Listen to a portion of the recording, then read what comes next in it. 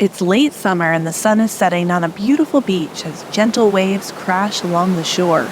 The waves inch closer and closer to the dunes, leaving little sand for sunset beachcombers to walk on. The bright full moon begins to rise in the clear night sky, reflecting off the calm water. Not too far away, police are pulling out barricades and closing streets as the water slowly starts creeping over the asphalt roads. Downtown businesses are on high alert, propping sandbags against doorways and lifting displays of merchandise off the floor. Coastal flood warnings have been issued, meaning it's only a matter of hours before the ocean invades and begins flooding low-lying streets. But it's not raining, and there's no hurricane on the way. Local sewers and water lines are just fine. This flooding is from tides, high tides that breach their normal levels and flood adjacent neighborhoods. And these high tide flooding events are becoming more and more frequent in coastal U.S. cities. As climate change accelerates and sea levels rise, many areas are experiencing flooding on sunny days and clear nights. In this episode, we'll be exploring the impacts of high tide flooding and talking with experts about what coastal communities can expect in the years ahead. I'm meteorologist Emily Gracie, and you're listening to Off the Radar, a production of the National Weather Desk. On the show, we dig deep into topics about weather, climate, the ocean, space, and much more. Our goal is to help you better understand the weather and to love it as much as we do. Temp check. What kind of summer are we having this year? A family road trip summer? A beach bum summer? Or a wake me up when the sun sets summer? With Instacart, choose your own adventure and skip the shopping side quests. Where available, you can get ice cream delivered to your hotel, sunscreen to the pool, or cold brew to your bed. Well, door, in as fast as 30 minutes. Wherever you find yourself this summer, you can get the goods. Download Instacart for free delivery on your first 3 orders. Offer valid for a limited time. Minimum $10 per order. Excludes restaurants. Additional terms and fees apply. Hey, Prime members. Have you heard? You can listen to your favorite podcasts ad-free. Good news. With Amazon Music, you have access to the largest catalog of ad-free top podcasts included with your Prime membership. To start listening, download the Amazon Music app for free or go to amazon.com/ad-free podcast. That's amazon.com/ad-free podcast to catch up on the latest episodes without the ads. Hi, everyone. Emily Gracie here, host of Off the Radar. Taking a little pivot this week, I was going to release a podcast episode about Doppler on wheels and groundbreaking research that they're doing in tornadoes, but stay tuned for that one next Tuesday. This week, I am re-releasing an old but very important podcast about high tide flooding. This one very relevant right now as we're dealing with Debbie coming through the Carolinas, and some of these areas are going to see significant flooding, not only along the coastline, but inland. So we're going to talk about high tide flooding, why it's so important to monitor this, and the important work that NOAA is doing. So I'm going to talk to Dr. William Sweet from the National Ocean Service about the high tide flooding. And then I'm also going to talk to Jared Bramblett. He's a photographer in Charleston, a high tide photographer. He takes pictures of amazing pictures of high tide flooding, of flooding in general. Even when it rains just a little bit in Charleston, there can be significant flooding. So I'm going to talk to him about the work he's done. And then also stay tuned because later this week and then into next, I'm going to catch up with Jared and see what he did during Debbie in Charleston and some of the pictures that came out of that. So stay tuned. For now, though, enjoy this podcast about high tide flooding. I want to get a little background on high tide flooding because not everybody fully understands what that means. So can you tell me the difference between high tide flooding and other types of flooding? Well, high tide flooding is really the result of decades worth of sea level rise. It happens now for many reasons. It could be a full moon tide, it could be a change in the prevailing winds, it could be a storm surge. But more times than not, it's sunny outside, there's water in the streets, and people are scratching their heads asking, what is going on? Yeah, for sure. I used to be a broadcast meteorologist in Charleston, South Carolina, and trying to explain to people why it was sunny and the streets were covered in water was always interesting. So you mentioned the moon and the phases. Can you explain scientifically where that comes from, how the moon and our tides are interacting? Sure. Well, the moon is really the driver of the tides. For the most part, the sun is involved too. when you have a full moon or new moon, when it's big and bright or you can't see it, the tides are just higher. It's just the way that the geometry works. And then there are certain times of the year in the fall when the water is warm, it's accumulated a lot of heat. September or October, those full moon or new moon tides hit. Sea levels are already about a foot higher because of just this natural annual cycle in sea levels themselves. And those are the times when Charleston floods, when Annapolis floods, when Norfolk floods. That usually is in the fall. It's an East Coast signature, it's a Gulf Coast signature. Again, it's decades worth of sea level rise coupled with now a garden variety of reasons why communities are flooding. And when it rains, it's just that much more impactful. Yeah, you mentioned a few cities there.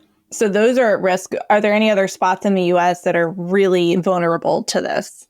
You know, it really is almost every coastal community in the East and Gulf Coast right now. The West Coast is catching up. Sea levels have not been rising nearly as quickly. Water doesn't move up and down like it does in the East and Gulf Coast and the West Coast has a very deep, narrow continental shelf. Water just doesn't pile up like it does when you have a very shallow, wide continental shelf.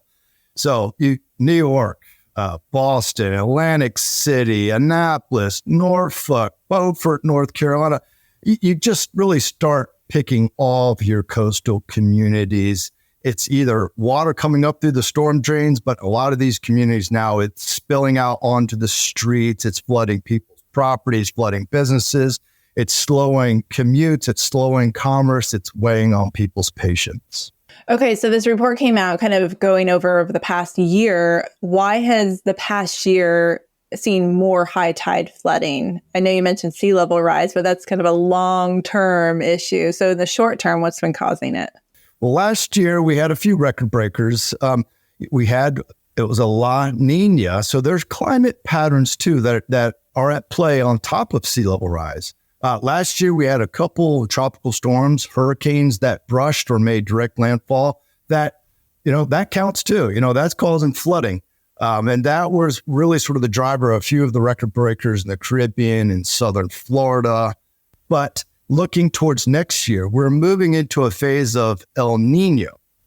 Now, El Nino changes things. El Ninos tend to cause higher sea levels on the West Coast, higher sea levels on the East Coast, and more storms that are oriented towards the mid-Atlantic region of the East Coast. And so what we're expecting is even more risk, more chance of high tide flooding, let's say, as compared to last year or the year before.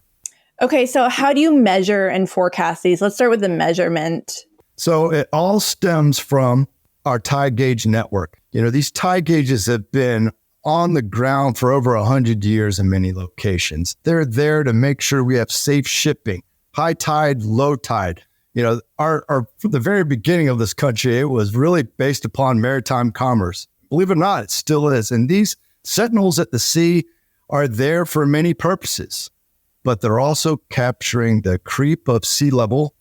And when we pair this with knowledge on the ground, working with local emergency response managers and the National Weather Service, through years of impact monitoring, they know when water gets so high, as measured by a tide gauge, a ruler, if you will, when water hits 3 feet or 4 feet, types of impacts will happen. Water in the streets, water coming out of the stormwater system, and they have 3 severity levels. And what we're talking about now is more of the minor flooding, nuisance flooding. It's mostly disruptive, not downright damaging. But when the water levels hit these heights, we measure it, we report it, and we now anticipate it and predict it. There's such a strong trend due to sea level rise that we have a pretty good understanding that the past is going to repeat itself, but unfortunately, it's moving upwards, and we just characterize this future based upon the past. And El Nino, La Nina, some other major climate drivers, as we know they're going to unfold. We are able now to make predictions so communities know what to prepare for and budget and be ready. I know the Weather Service is coming out with some new flood mapping techniques. Is that something that will be integrated into coastal flooding as well, or is that more river flooding? They're focused largely on river flooding, but we definitely, with some with the infrastructure bill that was passed a few years ago, there is definitely an emphasis to make sure folks better understand flood risk in general, whether it's riverine flooding or coastal flooding. We need folks to be prepared, whether it's, watch out, something's coming 2, 3, 4 days ahead of time, be prepared. Now we're really starting to try to give better emphasis on what to expect next month, next season, and next year. So again, the mobilization costs are going up as folks need to respond to, impacts as they start to pile up in these communities. Eventually the long-term fixes with sea level rise, I know it's a conversation in places like Miami and Charleston and Norfolk. These are real, the telltales of what's coming along a lot of the other coasts. They're really trying to get ahead of it and tackle this problem. But until long-term solutions are put in place, there's going to be a real need for guidance on sort of the monthly, seasonal, annual basis to complement the weather forecasting 2 to 4 day outlooks that we already provide. Yeah, those cities you named, it was a lot of familiar cities with the Dutch dialogues. Have you seen, I need some good news here, have you seen some progress made in infrastructure and changes in cities that are changing to become more flood resistant? Absolutely. I think the first step is identifying the problem and realizing why that problem is growing worse. And much of it is sea level rise. And so in conversation with, let's say, the Dutch dialogues, a country that's right at the edge, a lot of it's below sea level. How do you live with higher water? I think communities are really starting to sort of look internally and holistically at, what's important to them, what ports, what streets, what areas need to stay viable, where might they allow water to, infiltrate within these communities and live with it and plan green or gray infrastructure as needed to provide that protection. Pumps, there's a variety of responses. For the most part, the solutions are found and funded locally. And so I think it's really important as these communities really take the lead and unfortunately having to take the lead in being prepared, share and work together so that other communities can learn and live accordingly and maintain a viable coastline, because it's so strategically important to us as national security, but commerce-driven society that we live in. Awesome. Well, we'll leave it on that high note. Anything else you want to add? I just would like to add that NOAA and our federal partners recognize the importance of the problem of, the magnitude of which these communities are facing. So we're hand in hand, lockstep with these communities and make sure that they have the data, the models, the information to make the smart decisions. So we're here in the long haul with you. Jared Bramblett is a photographer and civil engineer based in Charleston, South Carolina, who has worked on flood mitigation projects in the past. He combines his engineering background and artistic eye to document nuisance flooding in his community and raise awareness about sea level rise. I've seen his pictures on Instagram. I reached out to him and I met Jared years ago. He's super nice and great to talk to, and he'll share what he's witnessed on the ground during Hurricane Idalia and what he's seen over the years while taking impactful photos of tidal flooding. So can you give me some background on how you got started taking photos of high water in Charleston? Yeah, so I'm a civil engineer by education and background and profession, and have spent most of my career in Charleston working in water resources, flood mitigation, and over really the past 8 or so years, really a focus and passion for flood resilience as we look at changing rainfall patterns and sea level rise and climate change.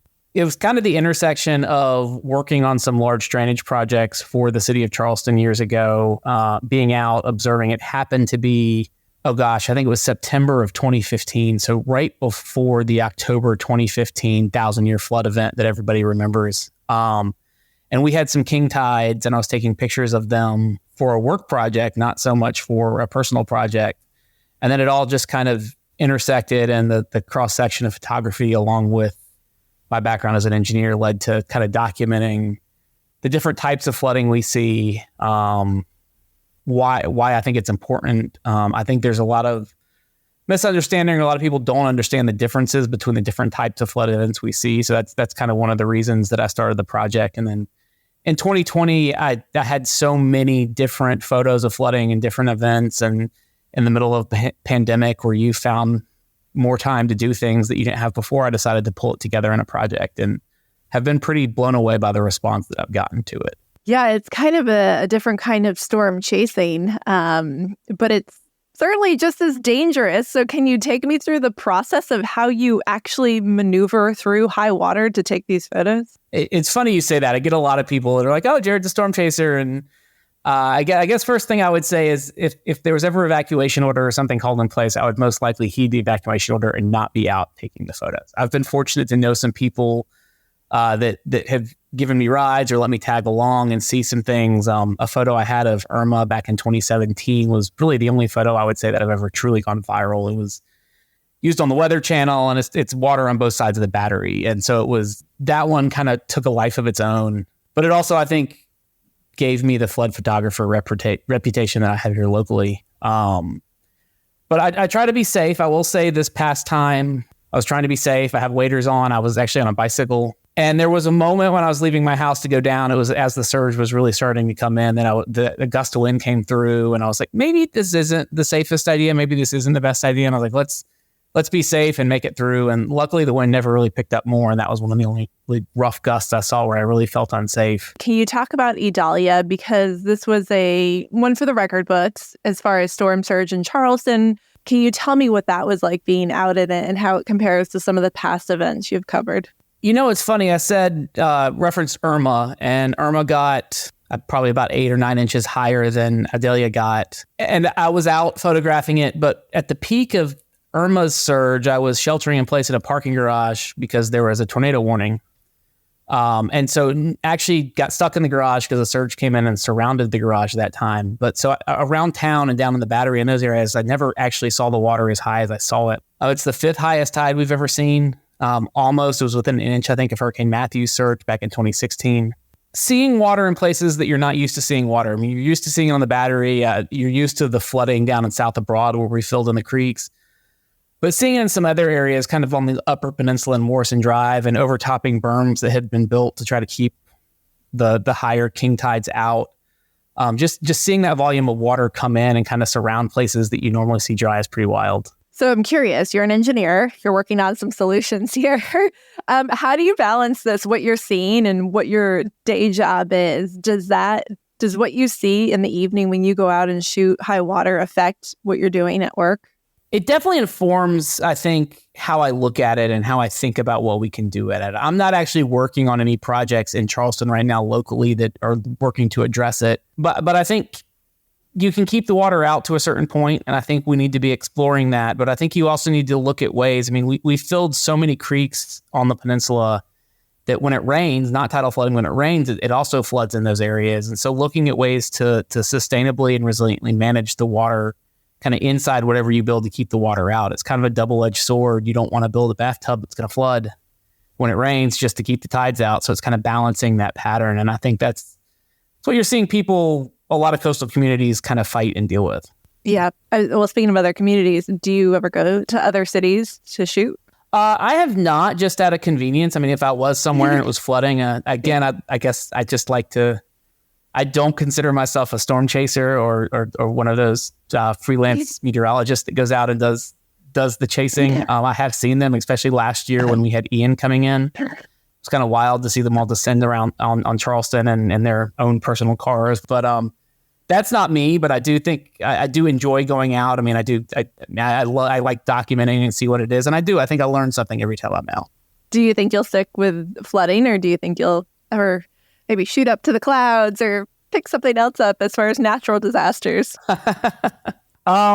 I haven't planned on going anywhere else other than flooding or really just kind of what we're fighting here in Charleston. If I moved somewhere else and it was some sort of other problem, maybe I would. What's interesting about your pictures, too, is that they're so impactful, but they're also really beautiful, which then, I look at them and I think, well, I feel bad that I think this is really a beautiful picture because this is destruction happening. So you're really on the front lines of seeing how this impacts communities and people.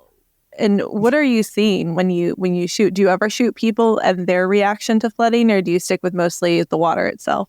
I have mostly stuck to the water itself. There was a time, it was a stormwater flood about 2 years ago, so just a random summer afternoon and a big heavy rain we got. And I was over on the west side near Gadsden Green, and the streets were flooded, and a big truck came plowing through and sent a big wake, and it's coming in people's front doors and going into their cars. And I talked to a gentleman that had lived there for, I don't know, probably 20 or 25 years, and he was just complaining about the lack of progress and the police not closing the streets and allowing people to drive through them. And I do think that there is a really interesting social dynamic I would like to try to capture. I'm not a journalist though either, so I think that would be teaming with somebody that helped me along the way. But I would like to capture more of the human aspect and the impacts of this. I think you are a journalist, but all right. Thank you. Last question. Weather and photography and storm chasers and pictures. There's been a little bit of controversy lately on social media because every once in a while, a picture will pop up that is clearly, to me, AI generated, but not clear to everyone who perhaps isn't a meteorologist or an expert. And I noticed that you've been dabbling a little bit in, seeing what AI can create when it comes to flooding photography. Can you give me your 2 cents on the role of AI when it comes to these images that are generated? I'm really not sure what the role is yet. I do think that there's definitely, and playing around with it, and I am nowhere near an expert in AI image generation. But I think as we look at solutions and what solutions could look like in the built environment, I do think there's a really unique opportunity there to use it to our advantage and quickly generate some visuals.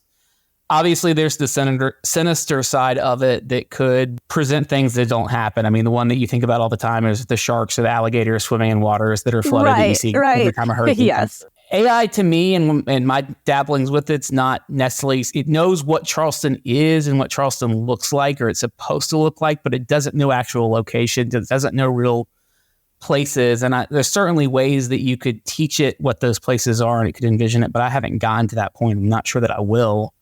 I do think from a narrative standpoint, though, going back to a narrative, I think there's ways that you could create things that are AI, make sure that the audience understands that it's AI, but also that have some I don't know if shock value is the right angle that I'm looking for, but that make people think more in depth about what's going on and what can be done about it. To see Jared's amazing photos, make sure you check out his website, meanhighwater.com. You can also see our video version of the interview with Jared featuring those images on our YouTube channel. Just search National Weather Desk. Thanks to Jared and Dr. Sweet for joining me today. Off the Radar is a production of the National Weather Desk. Make sure you're following the show on Apple Podcasts, Spotify, or wherever you listen to podcasts. New episodes published every Tuesday. If you know someone that's interested in learning more about high tide flooding or climate change, please share this episode with them. We'd also love you to rate and review us on Apple Podcasts and Spotify. Let us know what you think of the show, and you can give me some ideas for future episodes. Special thanks to Ryan Berlin for his help on this episode. I am meteorologist Emily Gracie. Make it a great day.